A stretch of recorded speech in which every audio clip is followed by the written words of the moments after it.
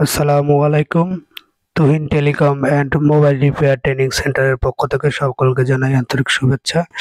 আজকের কাজটা একটু ভিন্নধর্মী। আজকের কাজটি হচ্ছে নোকিয়া 2023 একটা মডেল। এই ফোনটার প্রবলেম হচ্ছে ওয়াটার ড্যামেজ। এই ফোনটা ওয়াটার ড্যামেজের পর ফোনটা নোকিয়া লেখা ওঠে, তারপর আপনার ডিসপ্লে হোয়াইট হয়ে যায়। তো ডিসপ্লে হোয়াইট হওয়ার পরে অফ হয়ে যায়, যে এখনই আপনারা ডিসপ্লেটা দেখতে পাচ্ছেন। নোকিয়া লেখা ওঠার পর তারপর আপনার হোয়াইট ডিসপ্লে আসে প্রথমে।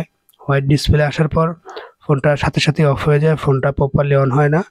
তো আজকের এই কাজটি করার চেষ্টা করব। এটা হচ্ছে আপনার আমাদের ব্যাটারি কানেক্টর বিএসআইএল যে লাইনটা থাকে, বিএসআই লাইন থেকে আমাদের ব্যাটারি কানেক্টর নেগেটিভ।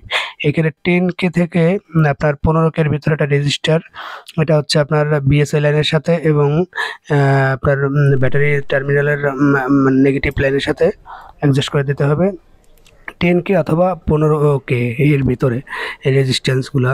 তো এরপর রেজিস্ট্যান্সটা লাগানোর পর এখন আমরা চেক করে দেখব যে ফোনটা প্রপারলি অন হয় কিনা বা অন্য কোনো সমস্যা আছে কিনা। তো এই তো আমরা আমাদের কাজটি করা শেষ প্রায়। এখন ব্যাটারিটা লাগানোর পর আমরা দেখতে পাচ্ছি যে নোকিয়া লেখা ওঠে দাঁড়িয়ে রয়েছে। আশা করি ফোনটি ইনশাল্লাহ হয়ে যাবে, কারণ এইসব কাজ অসংখ্য করেছি আমরা। আমাদের পূর্ব অভিজ্ঞতা থেকে বলতে পারছি যে ফোনটা ইনশাল্লাহ আলহামদুলিল্লাহ কমপ্লিট হবে।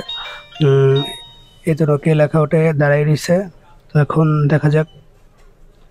এই তো আলহামদুলিল্লাহ আমাদের ফোনটি কমপ্লিট। তো এইভাবে আসলে নোকিয়া ফোনগুলার কাজগুলো আপনারা এইভাবে দেখতে পারেন।